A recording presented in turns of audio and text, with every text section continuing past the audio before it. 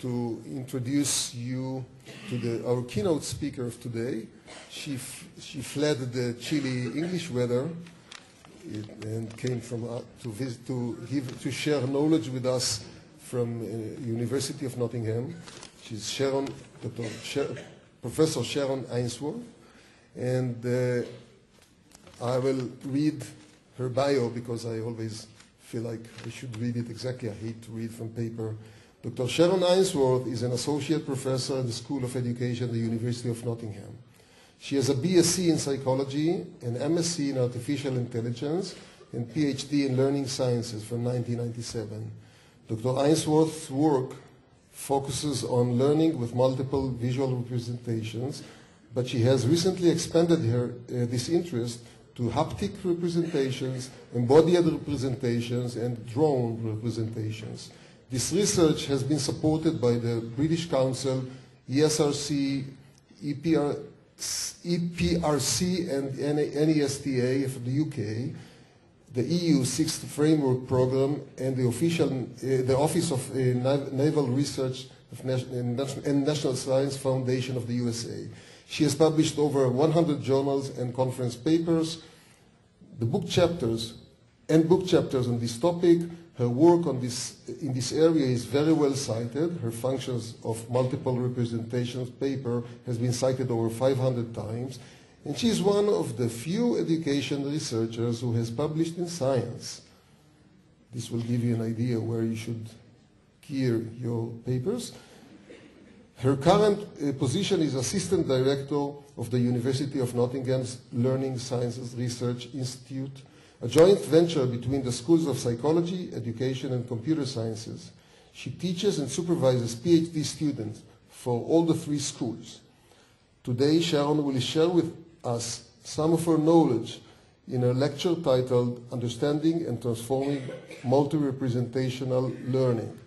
And before I invite her to the podium, I remind you that there are still some places for the meeting with her, the student meeting with her, but some professionals who are not students can also join. It is between 11 and 12.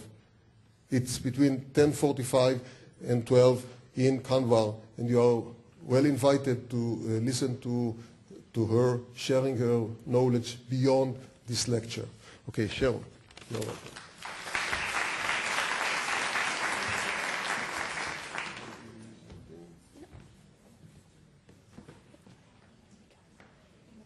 I'd like to thank the Yorams for inviting me. It's been really interesting, particularly Yoram, who has looked after me so well in Jerusalem before coming here. So thank you very much. It's great to be here. And today I'm going to talk on an unusual topic for me, understanding and transforming multi-representational learning. And I guess I want to argue in this talk that perhaps we've been asking the wrong questions, myself included, and perhaps we need to change our focus a little. So I'm going to hope to do some of that today. But one thing I'm really aware of is I had the luck to be born in England, so I'm a native English speaker. Hooray! Now this means I'm going to forget when I'm giving a talk that I'm speaking too fast. So I'm going to hold the responsibility for this over to you. So I want you to do this right now with your hands. Show me. This means speed up, Shaaron. Now I want you to do this. This means slow down, Shaaron. So when I am going too fast, it is your responsibility now. You know what to do. I can monitor you in my peripheral vision. Okay. So it's your fault, not mine. So let's have a look at our typical world. I hope this is roughly in focus for you.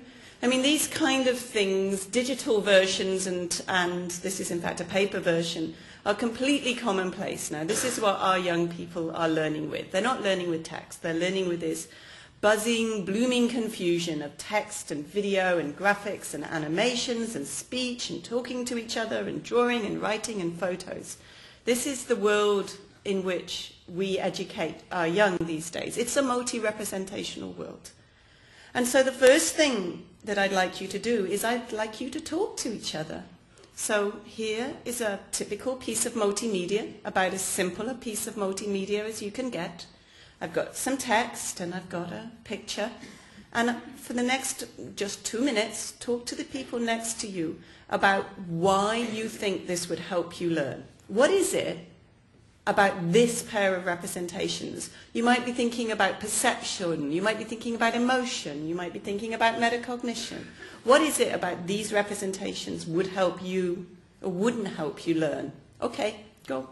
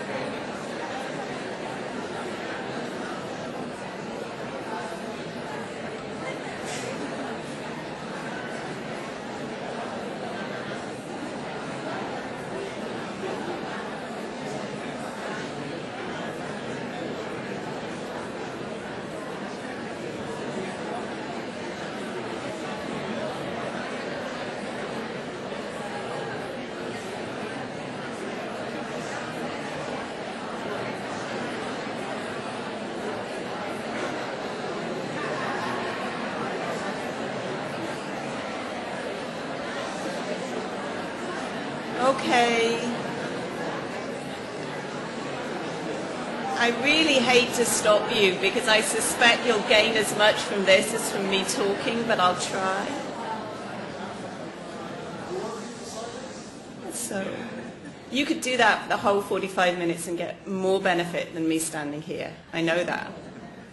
Nonetheless, what I want to hope to show you that probably you were talking to each other, depending on your background and your training, about many different issues when you looked at that pair of representations. If you were coming from a typical psychological information processing background, you might have been talking about issues to do with short-term memory and working memory. If you were coming from a cognitive science background, you might have been talking about the expressive characteristics of representations. If you were coming from some other psychological backgrounds, you might be talking about affect.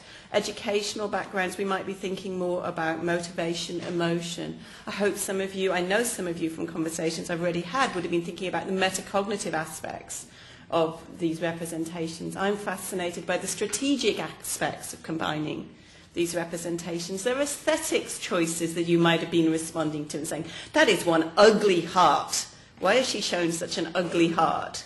You know, and I think what I want to say is you're all right, okay? You probably even have more issues that I haven't raised. But there are so many competing factors when we try and understand learning with even this too, really quite simple representations. And perhaps as a result of this massive complexity of trying to understand, if we take something like this simple text plus picture, which, you know, some people would call, okay, this is a multimedia effect. And then we look into the literature to say, does text plus pictures help learning?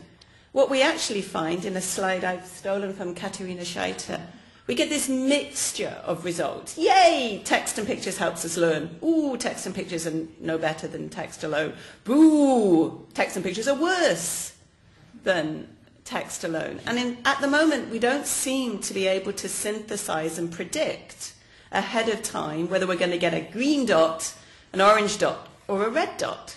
Well, why is this? I mean, we're clever folks. We've been doing this 30, 40, 50 years. Why are we not yet able to know? And I think it's partly because of all these different factors. We're not disembodied working memories when we learn from these things. We're not just responding to our personal preferences. So we have all these factors that are going on. But also, representations, I think, are at least a 5-way interaction.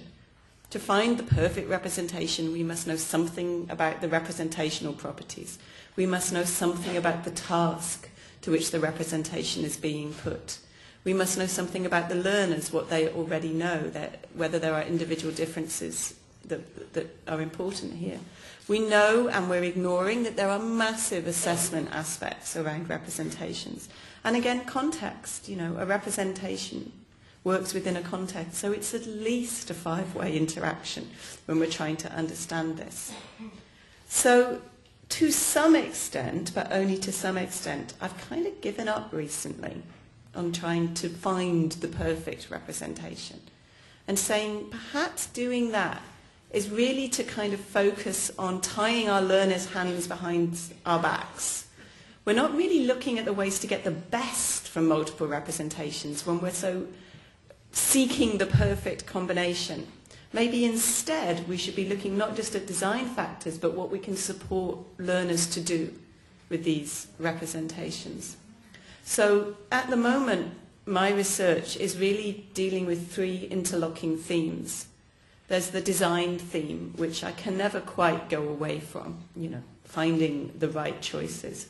But then I'm very interested in what it is that we should be encouraging learners to do to make the most of the representations we're providing them with.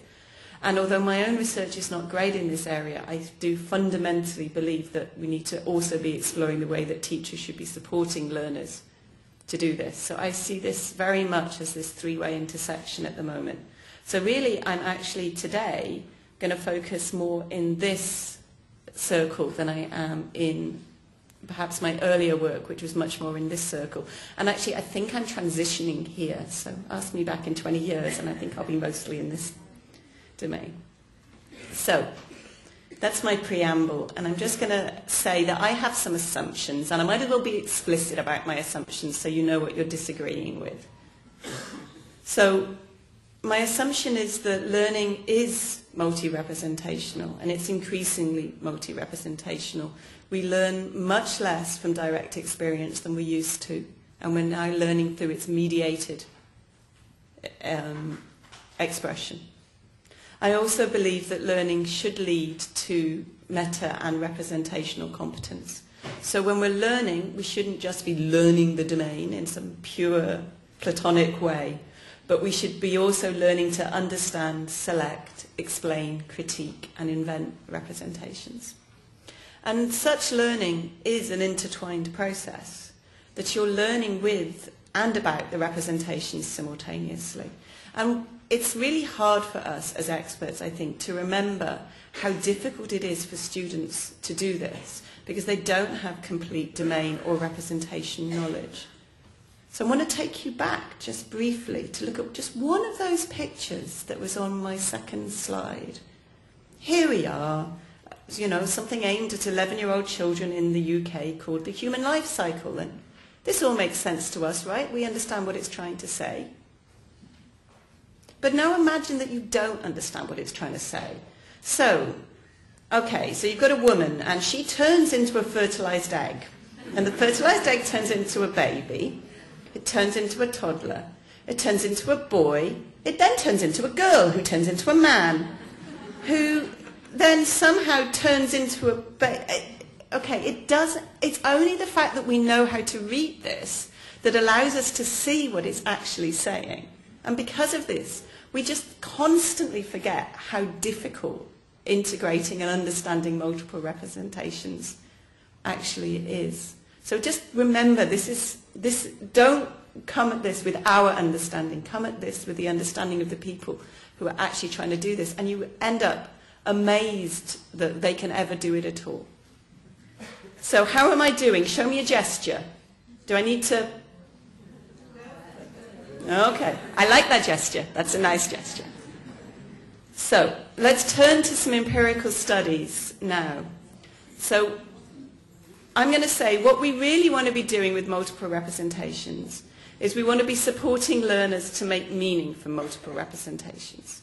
And I'm going to say that your favourite technique to help people make sense of multiple representations is just as good as my favourite technique to help people make meaning from multiple representations. But mine is something like this. I want to encourage sustained work. So first of all, I think that most of the time we spend far too little. We just give people too little opportunities to make meaning. We give them 10 minutes with this animation, 20 minutes with that simulation. I've done work when people have been working with the same simulation for 8 hours and they're still beginning. So I think we need to be sustained. It's got to be effortful. We all know that superficial processing doesn't help. But I don't see why that effort shouldn't be playful. So I'm going to show you an example of playful effort in a second. It's got to be constructive. And we want it to be supported through communication. Representations are phenomenal in how they allow us to talk to each other. You just experienced that again when I put up the multimedia example. Obviously, I'm going to talk quite a bit about interaction, and I'm going to talk about a little bit about reflection.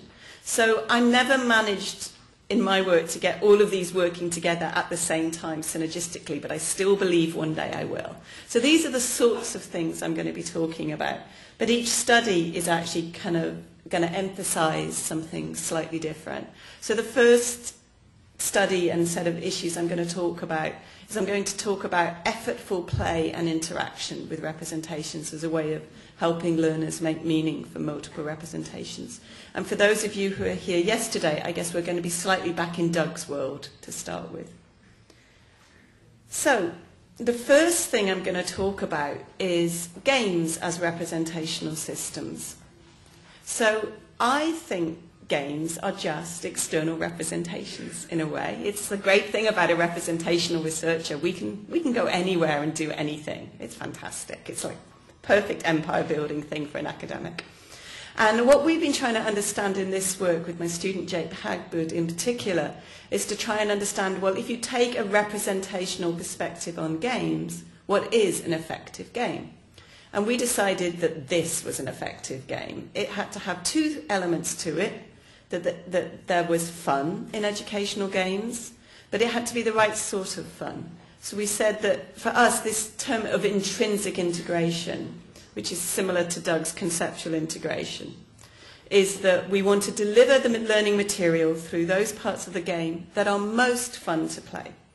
Riding on the back of the flow experience, I think many of you will know of this term, where you're so embedded in the game and you're so in the flow of it, and we don't want to diminish or interrupt its impact, because so many educational games are, you have some fun, now you have some learning. You have some fun, you have some learning. And we didn't want that. We wanted the fun and the learning to be integrated.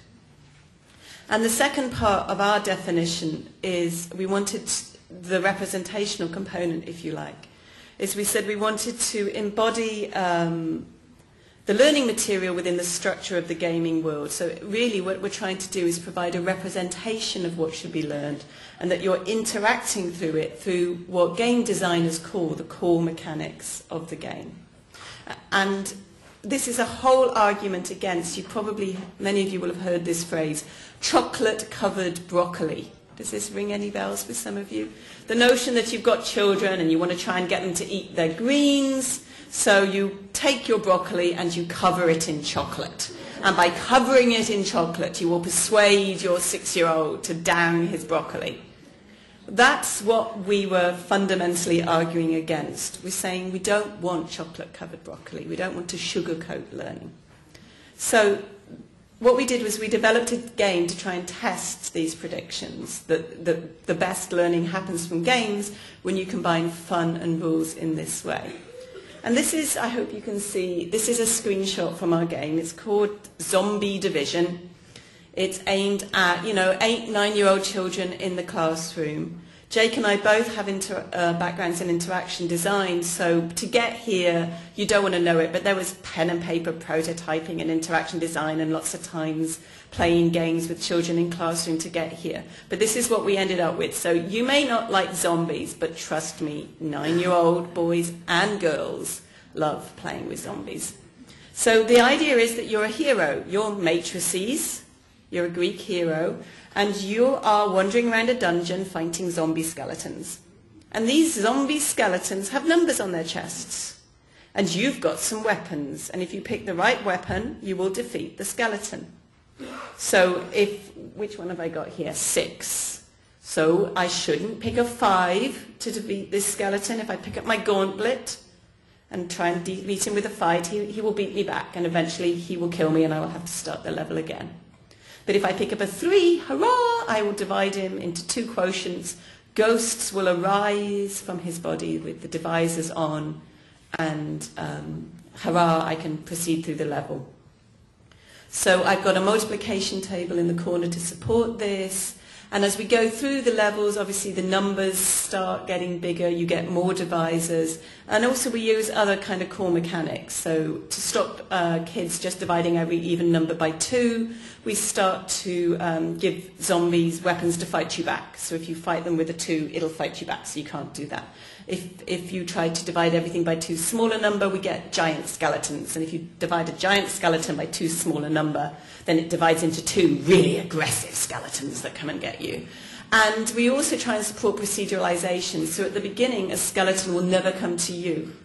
But as you get more experience with the divisors, then actually it starts to speed up. So we're trying to encourage proceduralization. And you get challenge levels as well. So you can sort of, if you can sort of see perhaps the psychological traditions that we're trying to embody in here as well. So this is our intrinsic version. We're saying that this version, the fun, fighting the skeletons, is where the learning happens, because that's where the maths is as well. This is not, to us, chocolate-covered broccoli.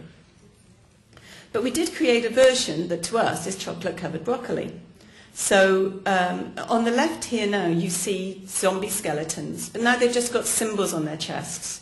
And your weapons are just symbolic, and all you're doing here is you're pattern matching. You're playing the game, you're fighting the skeletons, but it's only at the end of the level that you get a maths quiz.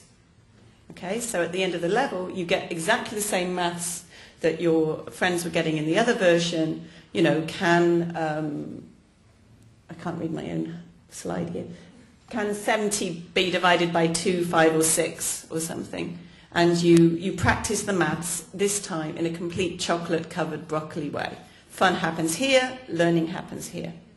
And we also produced a control group, incidentally, who only ever fought skeletons. They didn't do any maths at all.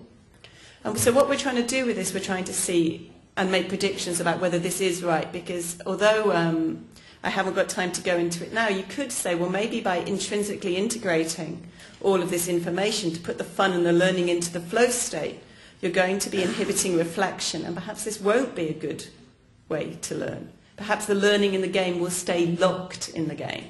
So you could make the argument that this might not be perfect, and this one, which is closer to school maths, might still help kids learn.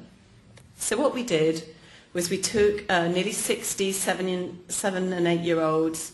They played the game in total for 2 hours and 15 minutes. One of the things we really didn't want to do was design the teacher out. So if you can see from my slide, they take a pre-test, they play the game, and they play the game in sort of 15-minute chunks over lots of days.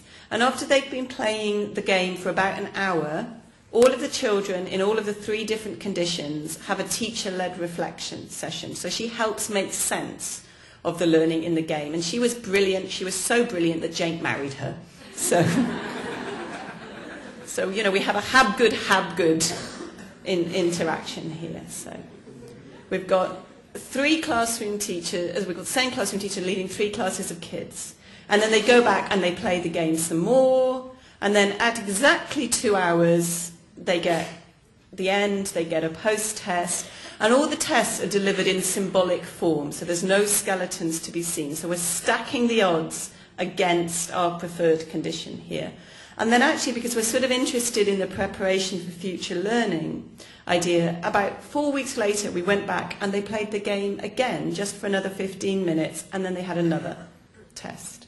So it's quite a long study. So these are the results. What you can see is at pre-test there's no differences between the conditions. By post-test, the intrinsic group looked to be doing better, and by delayed post-test, you can see that they are now significantly outperforming. But actually, in some ways, the more startling finding is that the extrinsic group are not reliably different to the control group. So doing this 2 hours of practicing, 2 hours and 15 minutes of practicing the end-of-level maths was no more effective than the children who just had the lesson alongside them. So this does, for me, sound a real warning about gamification.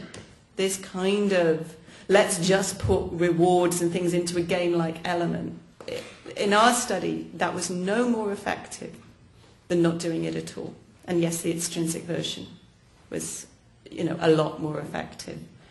But in a result that I like almost even more, in a second study, what we did was we looked at children's free choice. So we were in an after-school club this time. We just had 16 children, slightly older.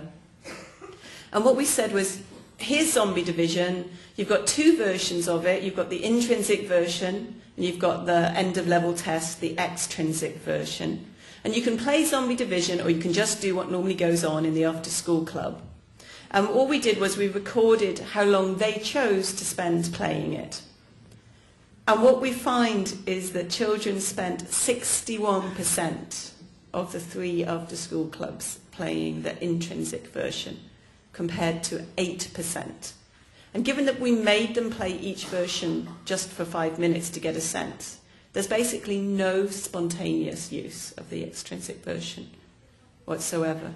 So when you combine these 2 findings, you've got the intrinsic is a lot more effective when you control time on task, and children much, much, much prefer playing it. And when you ask them why that is, you get some fantastic data. So they say things like, it's better to learn by doing it the intrinsic way just because it's quicker, okay? It's more fun because it's like subliminal advertising with maths, which is a beautiful insight, I think, from an 11-year-old child in a working-class British industrial city. They don't like the extrinsic version. They say things like, oh, I've had the fun part now I have to do the test. I'm just going to turn it off and not bother. One child out of the 16 we interviewed said they preferred the extrinsic version, and this is the rationale, because it's the one the teacher would like best. Which is, of course, not even true.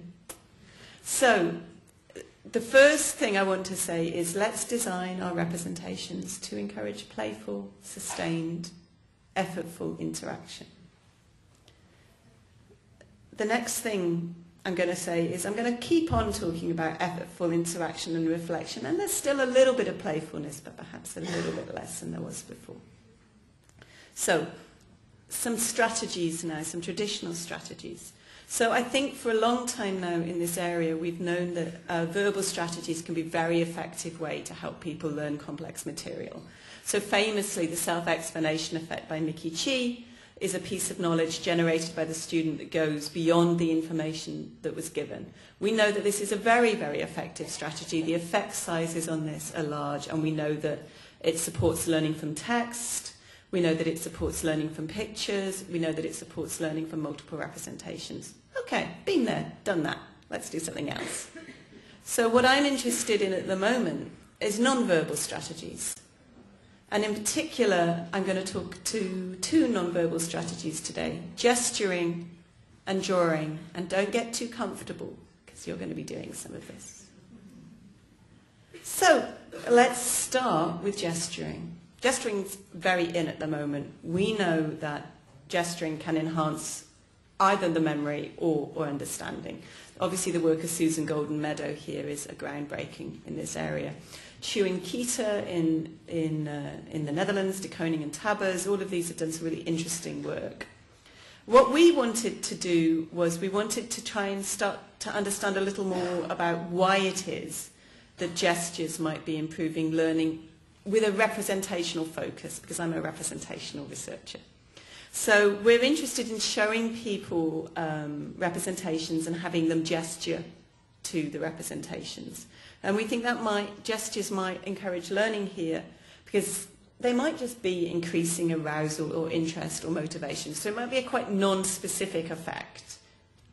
Or it could be that if you're looking at something and you're also gesturing it, you're developing dual coding of what you're looking at. That's also consistent. It could be that if you look at something and you have to understand it and gesture it, well, you have to just process it more deeply if you've got to gesture it.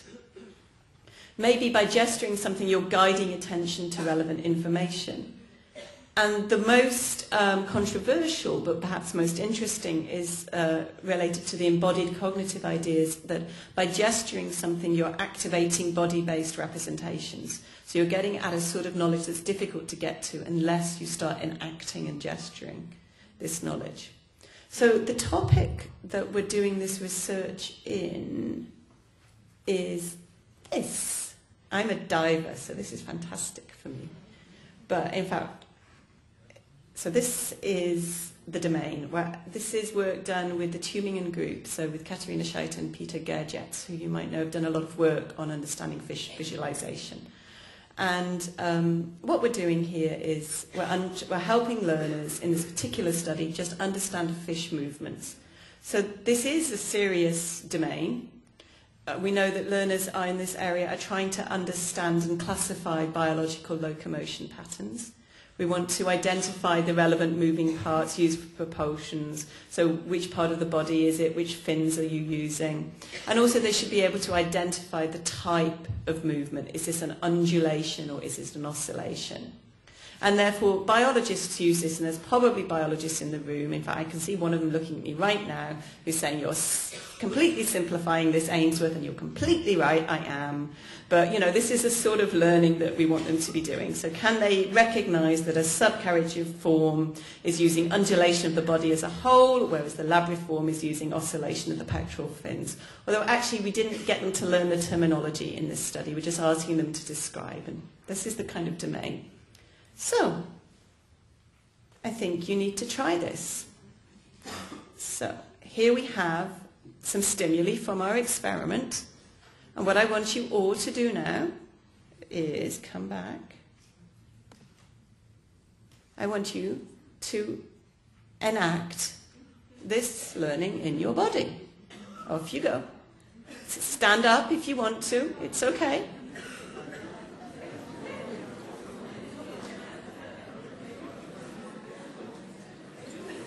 Don't be shy. You can do it under the table if you need to.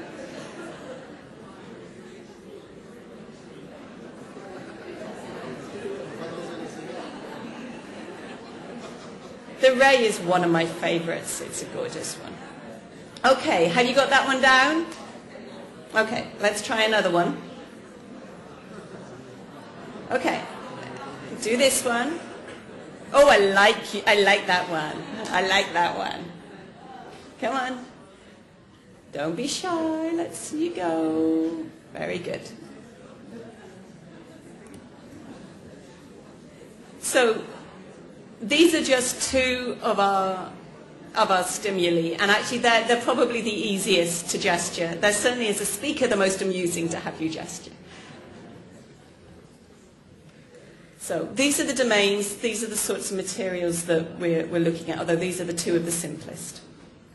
So, and because we're representation researchers, we're interested in looking at this around the format of the representation. So I've shown you videos here, but actually quite a lot of the way you learn this stuff is from static materials. So in this study, we were contrasting gesturing, but also contrasting whether you were having dynamic visualizations like these videos or a sequence of key photographs from the videos. Because we thought that it could be the case that gesturing and the effects of gesturing may depend on the format of the visualization. So dynamic visualizations provide very accurate information for you to base your gestures on.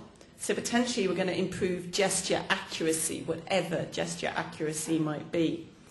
And we also know that these sorts of representations are prone to illusions of understanding. So perhaps if you gesture them, this will make you process them more deeply than you would do if you didn't have to gesture them. But on the other hand, static visualizations, if you're trying to learn this from key frames in the photographs, you've got to use mental animation to infer the continuity of movement. And we already know that gesturing helps mental animation. So perhaps gesturing would be particularly beneficial for this reason. And we also know that inferring motion from series of static representations seems to load spatial ability, so seems to require spatial abilities.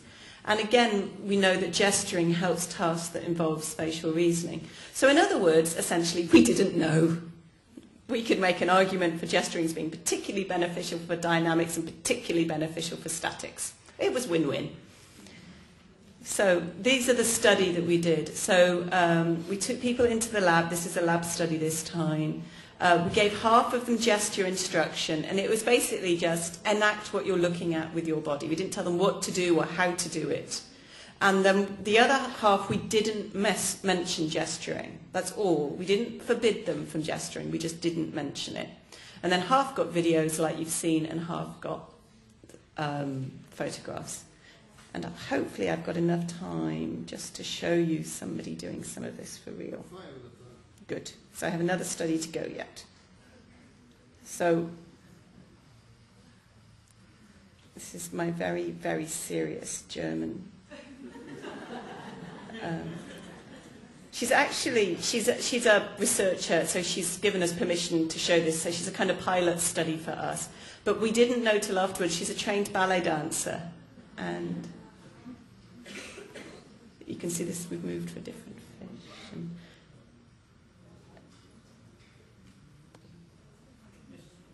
And now she's doing a really hard fish now, which I didn't show you. And she's trying different ways to do it. And you'll see in a second she'll probably get I kind of get how to do this now. And so this is effortful play, right? I mean, she's putting effort in here to do this. And Katerina and I are doing lots of gesture coding here to try and understand and describe some of this. And we've certainly developed our own special language to describe what we're looking at here. So one of the things we think we're noticing is as their confidence with what they're watching grows, their amplitude of their gestures get bigger. So anyway, I have her for a lot, so at the end maybe we can put her back on and we can just watch her, because she's gorgeous to watch. I wish my body moved like that. Okay, enough. So that's the setup. So it's a lab study. We're taking a number of dependent variables. So we're asking them mental effort. How much effort did you put in? We left them free to choose how long they spent looking at the videos or how long they spent looking at the static pictures. So that's important to me. I really hate controlled time on task studies. I like to leave them free to vary and control that statistically later. We're measuring the quantity of the gesture. Did they gesture not at all, a little bit, or a lot, basically? That's as sophisticated as we've got right now. And we've got learning outcomes. We gave them two sorts of tasks. The first was they showed 4 novel videos of fish patterns that they'd not seen before, and just said, can you describe it? Just give me a verbal description, what moves and how it moves. And we're in the middle of coding that, because some of my other work on haptics, we've been finding that embodiment doesn't just change what you learn, but you start to produce much more conceptual metaphors. So you start to see it in a much more kind of embodied way. So we're going to be looking for that in the language. And we also gave them a classification task. So we showed them videos they hadn't seen before and basically asked them to classify them into patterns. You know, is this a movement like this? And they had 6 pictures across the bottom, and they just had to say it's one of those, it's one of those, it's one of those. So a classic non-verbal classification task. So those are the two sorts of learning outcomes. And, you know, we did things like make sure we didn't have trained divers do this study, because if you're a diver, you know, you get taught gestures to recognize fish, and we didn't want that kind of stuff. We wanted just enacted stuff.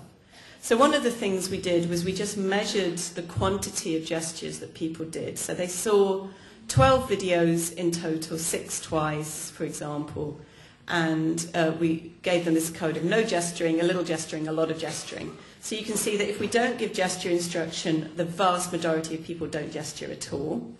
If we do give gesture instruction, most people gesture most of the time, but actually there's some people in the middle who gesture spontaneously, even though they're not given gesture instruction, and there are some people who don't want to gesture even if given gesture instruction, and this has proved to be quite interesting, and we're doing extra analysis on that, which I probably haven't got time to describe.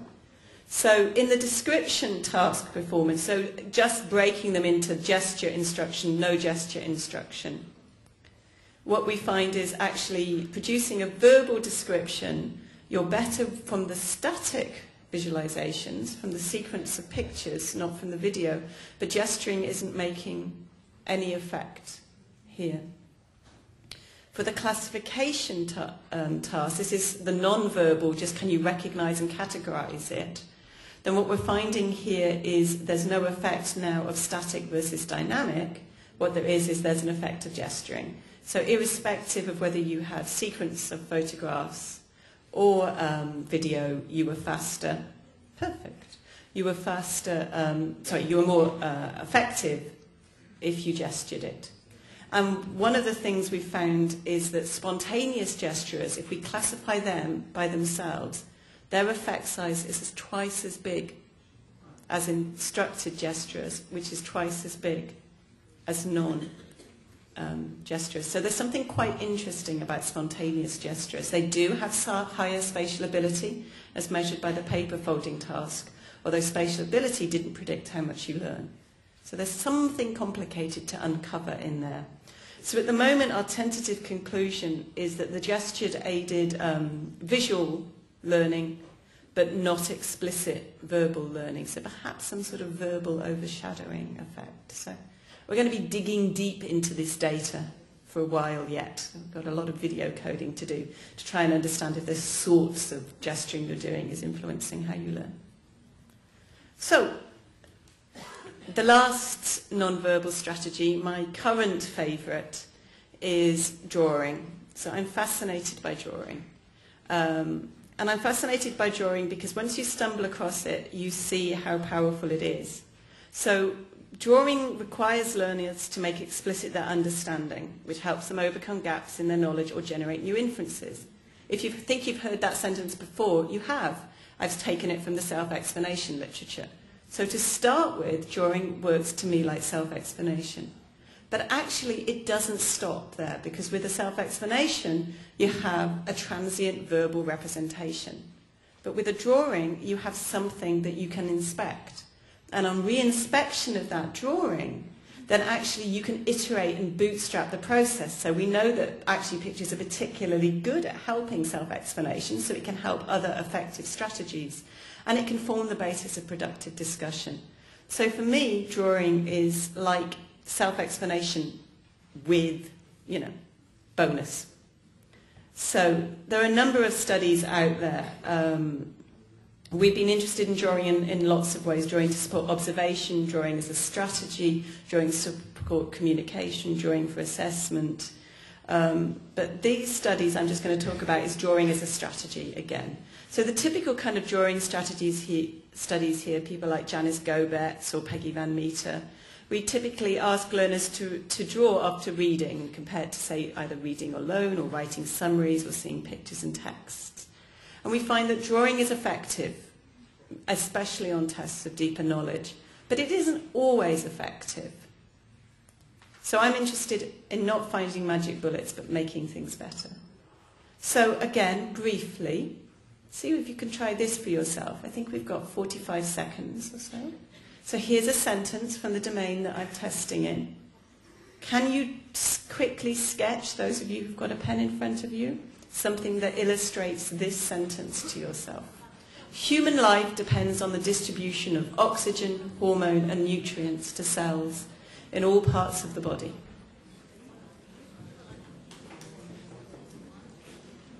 Don't be shy.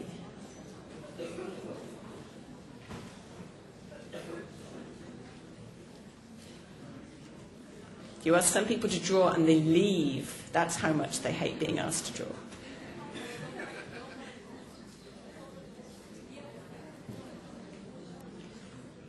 I make my students do this in class, and some of them respond as if this is the moment they've been waiting for all their education, and others respond like, you are evil, evil, evil, and I'm going to find out where you live and kill your pets.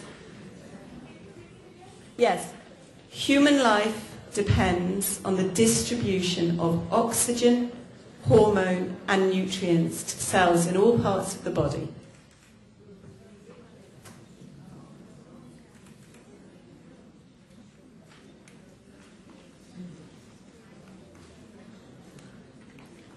So in my office in Nottingham, I have, I guess now, 700 or 800 people's drawing of this sentence. So here are some examples that I collected earlier. So when you ask people to draw, you get a massive range of response. Some people will just, like I would, they just draw lines and arrows. Other people draw very vivid, fun representations. This is actually my favorite of all the people who ever drew this. So this person wrote, you know, human life depends on the distribution of oxygen, nutrients, and hormones, or else you die. And actually, this person had previously received self-explanation training, and this to me is a self-explanation in drawn form. So my current drawing studies. What does learning by drawing depend on, and can we improve it? Does it matter who you draw for? Implicitly, children in the classroom draw for their teachers. Is this a good or bad thing? Does it matter if you like drawing or are good at drawing? Can drawing to learn be trained, and if so, should it be trained? These are the sorts of things I'm doing. And I'm doing it in the cardiovascular domain and in the respiratory domain. I'm doing it from 10-year-olds to undergraduates. Many studies, and typically I would do things like give drawing ability or learning habits. I would give pre-tests related to the domain, interventions which typically would be read, depending on your age and the topic, somewhere between 5 and 15 sections of text. And after each section, and they're normally a little bit bigger than the one you just saw, you draw something, and then you do a post-test. And these are the sorts of results I get. So this is a typical study looking at drawing for yourself and others. And you find, if you ask people to draw for themselves, they draw something much more sketchy. But if you ask them to draw for others, I see you, Yoram, enough now already. Then they draw these much more elaborate, complicated diagrams.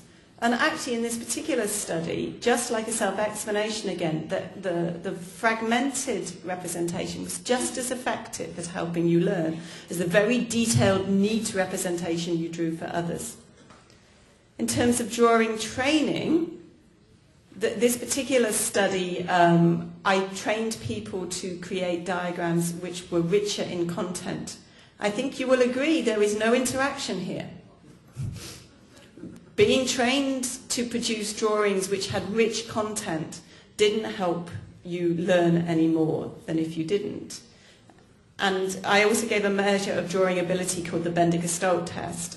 That also didn't predict learning outcomes.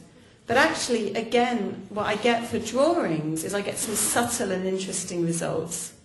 So I find that non-trained people draw diagrams that are sketchy. Trained drawers or drawers high in drawing ability produce much richer, much more concrete, much more elaborate drawings. And actually those sorts of drawings go on to predict learning outcomes. So if you draw like this, you learn better than if you draw like this. So there's a very complicated relationship here, which I'm still uncovering, between drawing ability. Do you have to be good at drawing to learn by drawing? Well, no, but it does seem to help you draw diagrams of the sort that might help you learn. But if you can't, then actually training to do those seems to help. So this is very new research. It's not even presented yet, so this is still something that I'm finding interesting to try and understand. So where are we now? My last couple of slides. So I'm still thinking we should do more to understand how to design representations. I'm not saying let's give up on it. We still need to understand this, but we now need to understand how to use them effectively. And what's missing from this? Well, there's too little attention paid to teachers, both in my own work, but also in the field in general. And there are exceptions to this rule. Some of these exceptions are sitting in this room, and I think it's an interesting area and an area that it's important and we should be looking at. The other elephant in the room is assessment. In the studies I've talked about today, we've tried very hard to make our assessments actually capture the sort of learning that was going on. But again, we're not spending enough time thinking about how we should assess representational learning, I think. So that's going to be the early SIG2 invited symposia is going to be assessing representational learning. So I'm going to go to that and learn some stuff. And the final thing I'd like to say, this is just my last study. This is a cladogram for those of you who are interested in biology education. And famously, at the moment, there's so many studies finding that high school students and college students can't reason with cladograms. We took 8-year-olds and gave them 10 minutes of instruction and found they could reason with cladograms. So I think mostly it's still, let's not make people guess how to use representations. Let's help them understand them. Let's not tie our learners' hands behind our backs and account for failure. Let's look how to support them and report success. So thanks to my collaborators on this work.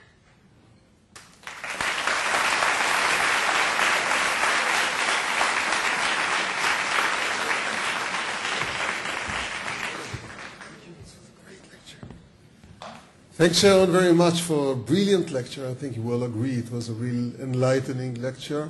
And unfortunately, your coffee break is waiting for you, so I won't open it now to questions. I guess it will take a long time. You have a special session of meeting with Shaaron at 10:45 in Canva room, and it was mean for students, but I guess you'll all like to. But those of you who did not register, go to the room. If you want to meet with her, go to the room, see if you have place, and if there is place, get in.